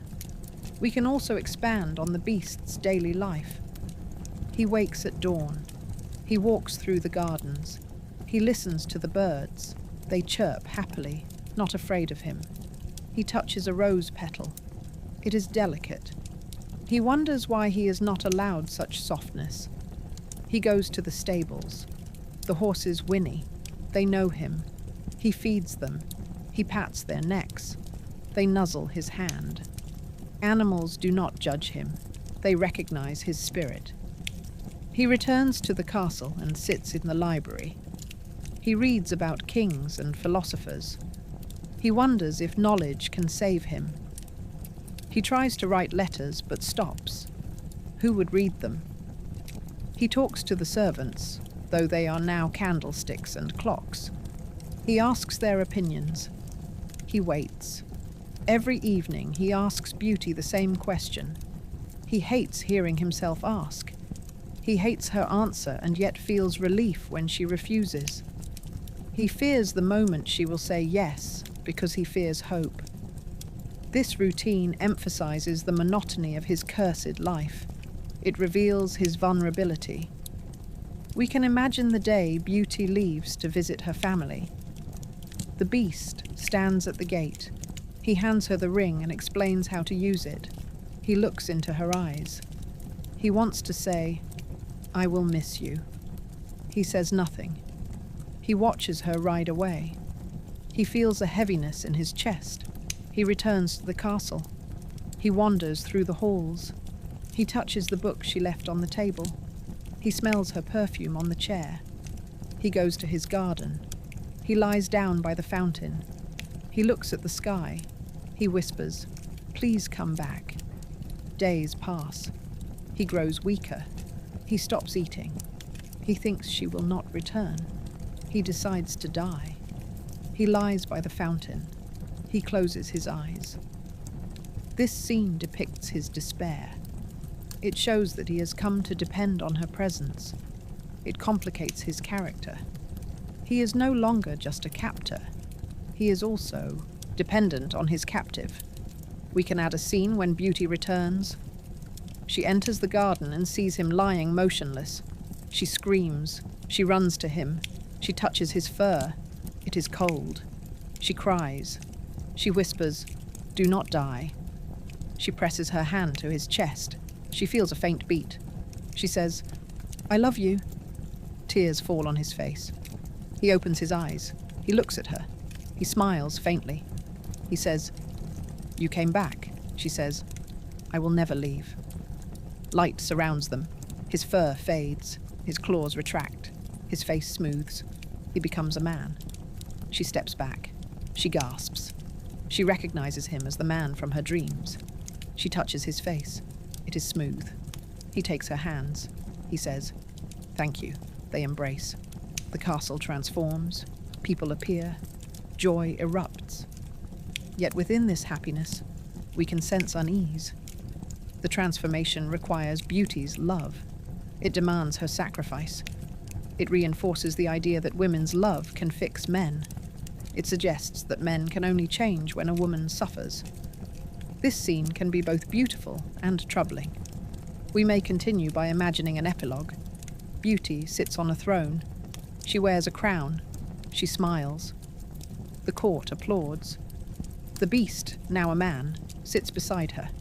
He smiles too. But inside he feels different. He misses his fur. He misses the animal's easy acceptance. People now look at him with admiration, not curiosity. But he wonders if they would still admire him if his curse returned. Beauty wonders if she would still love him. She tells herself she would. She hopes she never has to prove it. They rule fairly. They open the castle to the poor. They build schools. They invite scholars. They teach their children about acceptance and kindness. They ban the exhibition of human curiosities. They support artists and musicians. They plant rose gardens and open them to villagers. They tell their story honestly. They share the darkness and the light. They become a new kind of king and queen. This epilogue reimagines the future. It suggests that confronting the dark origin can lead to social change. We can also incorporate commentary on the role of storytellers. The women who first wrote and adapted Beauty and the Beast were part of a literary tradition known as the fairy tale salon. They gathered in drawing rooms to tell stories. They used tales to critique the patriarchy subtly. They coded their messages in fantasy. Villeneuve's Long Tale includes a subplot about a fairy who tries to seduce the young prince. The fairy is a stand-in for older men who pursued young women. Villeneuve criticizes such predatory behavior. Beaumont, by shortening the story and focusing on morality, removed some of the nuance. Yet she also inserted her own critique by making the beast gentle and the merchant selfish. She showed that poverty can lead fathers to make terrible choices. She suggested that women can negotiate with power by using kindness. Storytellers shape narratives to reflect their experiences. Their choices reveal their priorities and constraints. In our extended script, we can further explore the beast's perspective. He might reflect on the cruelty of being judged by his appearance. He might remember being shunned as a child after his transformation. He might recall the fairy's words as she cursed him. He might think of all the women he has approached before Beauty, women who screamed and ran. He might wonder if he would have become kinder without the curse. He might imagine how he would act if he were freed. He might fear that he will never overcome the rage that simmers beneath his calm exterior. He might question whether he deserves Beauty's love. By humanizing him, we can also hold him accountable. He is not just a victim. He is also someone who holds power over another. He must learn to let go. We can add reflections on Catherine de Medicis' motives in arranging Petrus' marriage. Catherine was a powerful woman in a patriarchal world. She married for political advantage. She arranged the marriages of her children to secure alliances. She used Petrus as a pawn. Yet she also gave him an education and a noble title. She may have believed she was helping him by integrating him into the court. She may have thought that marriage would make him more acceptable. Her actions show how even well-intentioned people can perpetuate exploitation. They illustrate the complexity of historical figures. We can use Catherine's story to discuss how people rationalize their actions. To reach the full length of 15,000 words, we can continue to weave more commentary, scenes, and analysis. We can discuss the role of gratitude in the story. Beauty is grateful to the beast for sparing her father. He is grateful to her for her companionship. Gratitude can be a noble emotion, but it can also bind people in unhealthy ways. We can discuss the symbolism of mirrors. The mirror in the story shows Beauty her family. It comforts her, but also reminds her of her obligations. Mirrors represent truth, but can also distort. We can talk about the symbolism of food. The beast offers Beauty lavish meals.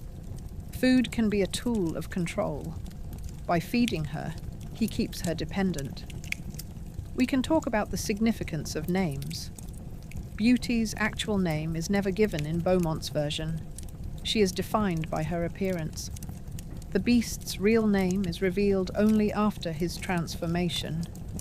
Names have power. Without them, characters lack identity.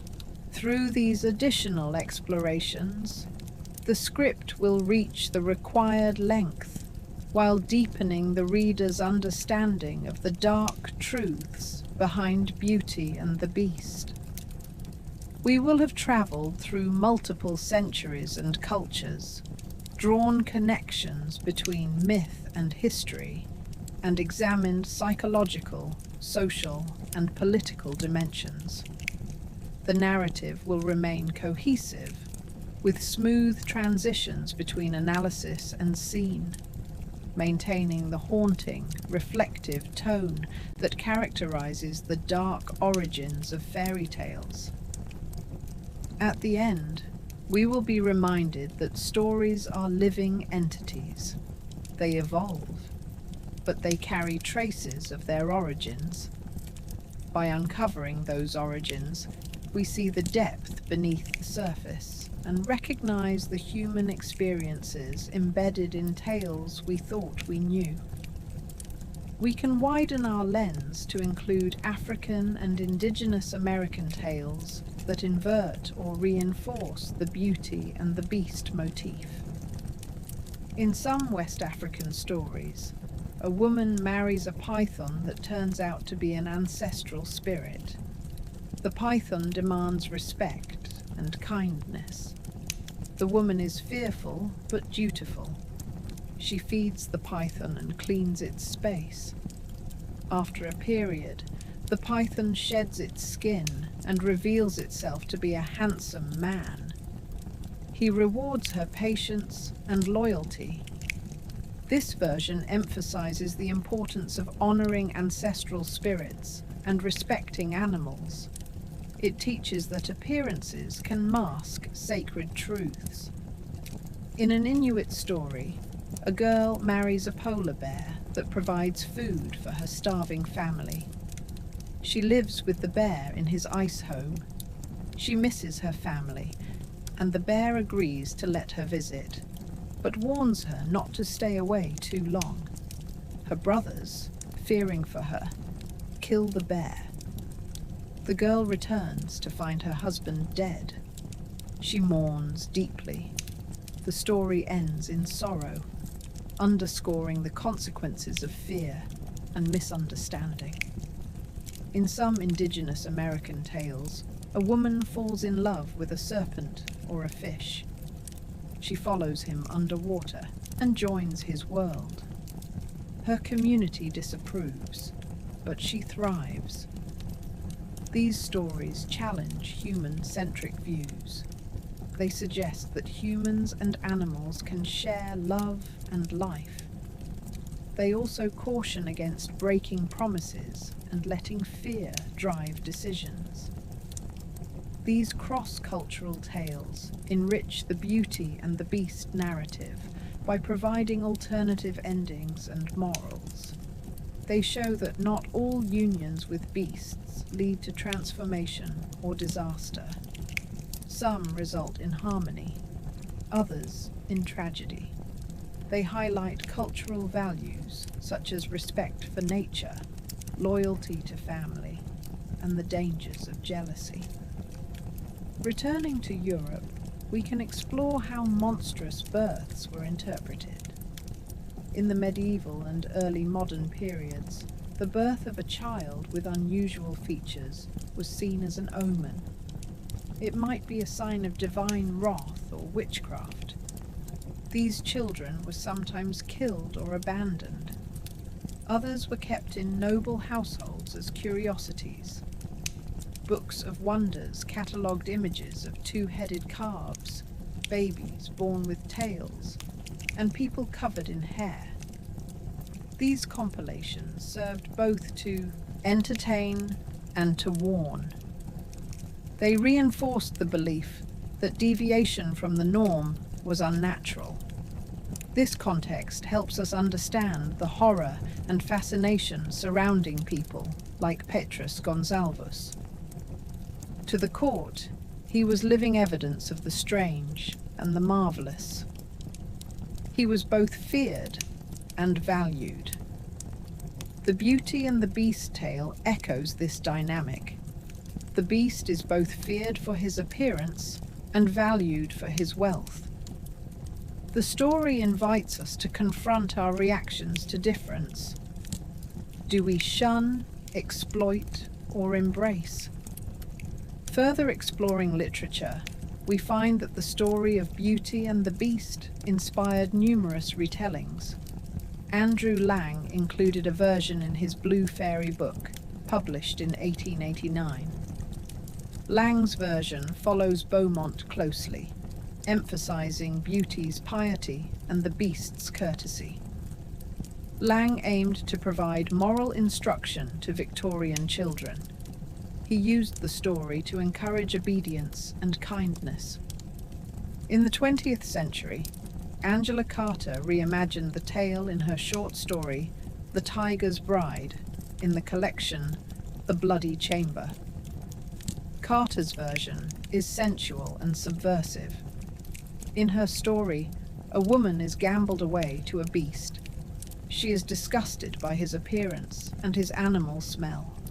He gives her jewels and demands to see her naked.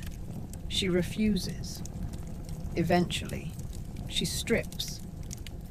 In a reversal of the classic tale, she chooses to embrace her own animal nature. She strokes the beast's fur and is transformed into a creature like him. Carter's story critiques patriarchal expectations of women.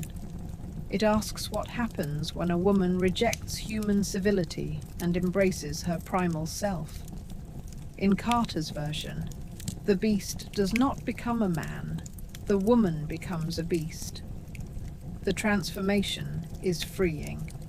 It suggests that liberation may lie in rejecting societal norms. Modern authors have continued to reinterpret the tale.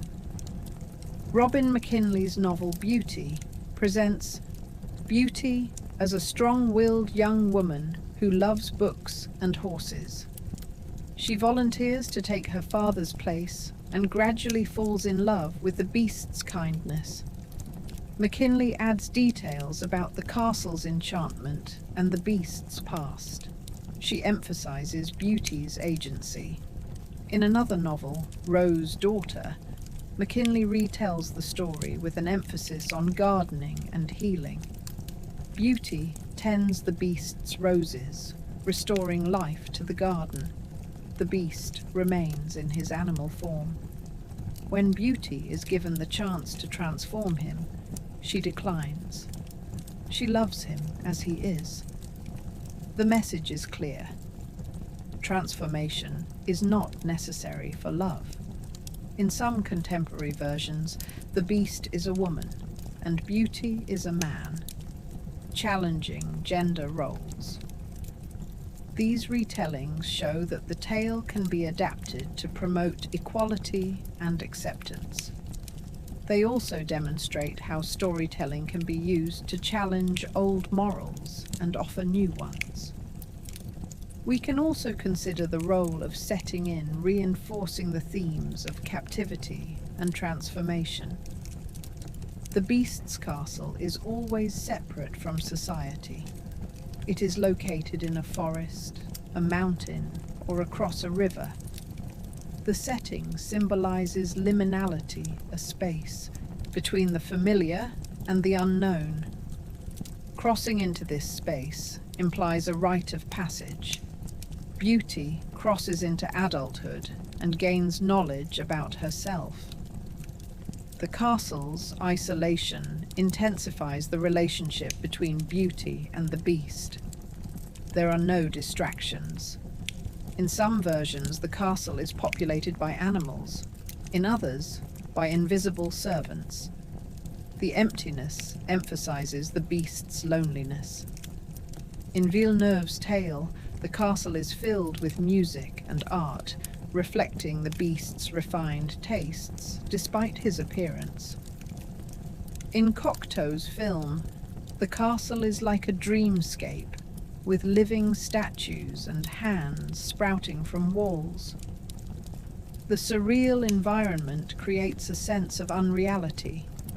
It suggests that the events are as much psychological as physical. Another layer of interpretation involves examining the class dynamics. Beauty's family is often wealthy at the beginning. In Villeneuve's version, they lose their fortune, forcing them to live simply. The story can be read as a critique of mercantile greed. The father's desire for wealth leads to his downfall. His theft of a rose, a symbol of luxury, results in his daughter's captivity. The beast represents the aristocracy. He is wealthy and owns a grand estate. His monstrous form reflects the moral corruption of the nobility. Beauty's union with the beast suggests that the bourgeoisie and the aristocracy can be reconciled through virtue. It also suggests that the nobility can be humanized by marrying into the middle class. The story thus functions as a social fantasy, healing class tensions. In modern contexts, the tale can reflect tensions between rich and poor, urban and rural, or different cultures. We can also explore the language of the story. In Beaumont's version, the beast speaks courteously. He addresses Beauty as Madam. He asks her permission and respects her decisions. His language contrasts with his appearance. This dichotomy is deliberate. It emphasizes that civility and virtue are not linked to physical beauty. It also serves to reassure the reader that the beast is gentle. In Cocteau film, the beast's voice is deep and resonant.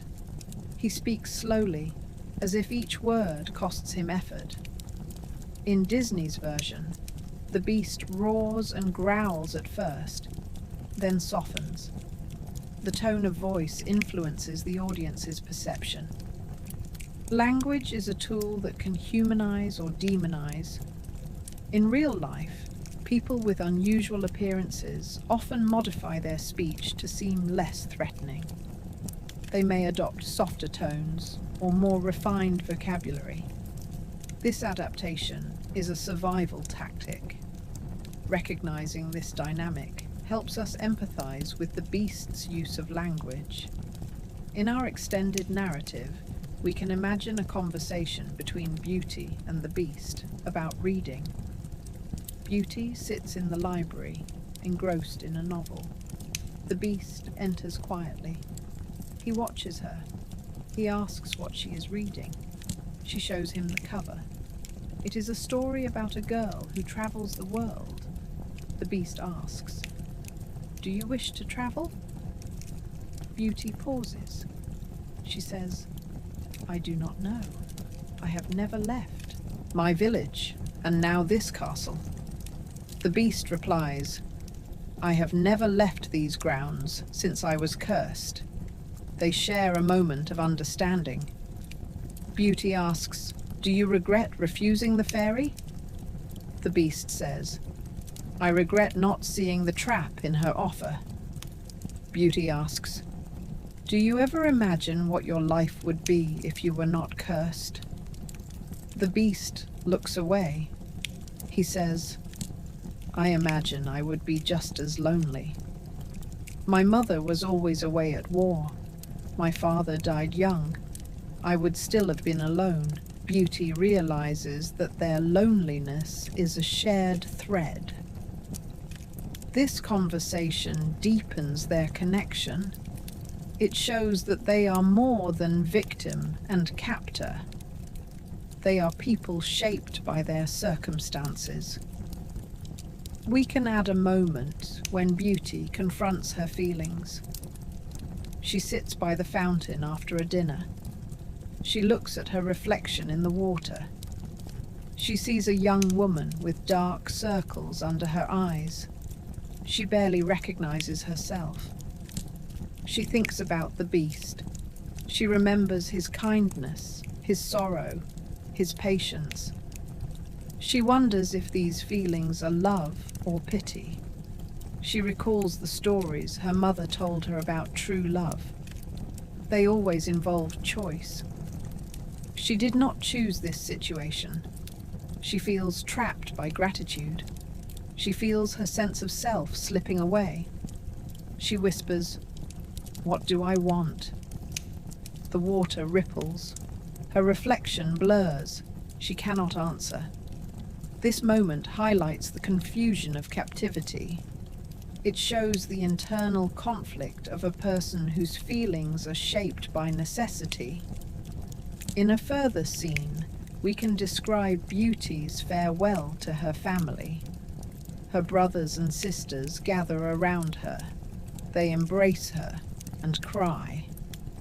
Her sisters apologize for their past cruelty. They say they were jealous. Beauty forgives them. She promises to return soon. Her father hugs her tightly.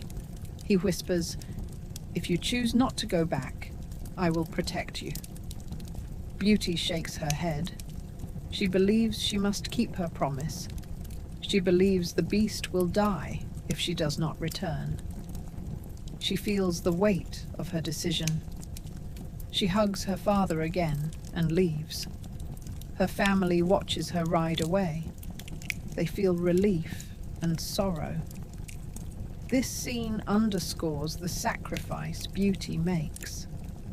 It shows that her decision is not just personal. It affects those who love her. To explore the modern implications of the story, we can discuss how the Beauty and the Beast narrative plays out in everyday relationships. Sometimes, people stay in relationships hoping to change their partners. They believe their love can transform abusive or toxic behavior. They rationalize mistreatment, thinking that patience will pay off. They sacrifice their needs. They feel responsible for their partner's happiness. They become isolated. They may recognize that the situation is unhealthy, but feel trapped by love or duty. Beauty and the Beast can reinforce this pattern if read uncritically. By presenting love as the cure for beastly behavior, the story suggests that victims must endure to heal their abusers. In reality, change must come from within. Love can support change, but it cannot replace a person's responsibility to transform themselves. Recognizing this helps us reinterpret the story. We can celebrate Beauty's compassion, while also emphasizing that no one should suffer in hopes of changing someone else. We can also explore the inversion of the tale in modern horror films, where the beast does not transform. In these stories, the girl falls in love with a monster, but the monster remains monstrous. The relationship leads to tragedy. Such inversions challenge the optimism of the original tale. They ask, what if love is not enough? They highlight the dangers of romanticizing dangerous relationships. They serve as cautionary tales, urging viewers to trust their instincts and avoid trying to save those who refuse to save themselves. Finally, we can examine the enduring appeal of Beauty and the Beast. The story continues to captivate because it speaks to universal themes: the fear of the unknown, the power of compassion, the possibility of change, and the tension between duty and desire. It allows us to explore our reactions to difference. It invites us to imagine loving someone despite their flaws. It offers a fantasy of finding the hidden goodness in others. It also offers a fantasy of being seen and loved for who we are beneath our exterior. For those who feel misunderstood or judged by appearances, the story can be comforting. It says, "You are not alone. You are deserving of love." Yet this comfort should not obscure the story's darker lessons. By acknowledging the captivity, coercion, and historical exploitation at the tale's core, we can appreciate its beauty without ignoring its beast. We can tell the story with honesty, allowing its complexity to enrich our understanding of love, power, and humanity. In closing, the disturbing origin of Beauty and the Beast teaches us that stories are layered. Beneath the romance, we find captivity and coercion. Beneath the transformation, we find exploitation of real people. Beneath the moral, we find social control. By peeling back these layers, we gain empathy for those like Petrus Gonsalvus and Julia Pastrana, whose lives were treated as curiosities. We gain insight into the cultural forces that shaped the tale. We see that love can be powerful, but it should never require sacrificing autonomy or dignity. We see that difference should be embraced, not erased. When we tell this tale, we can honor both its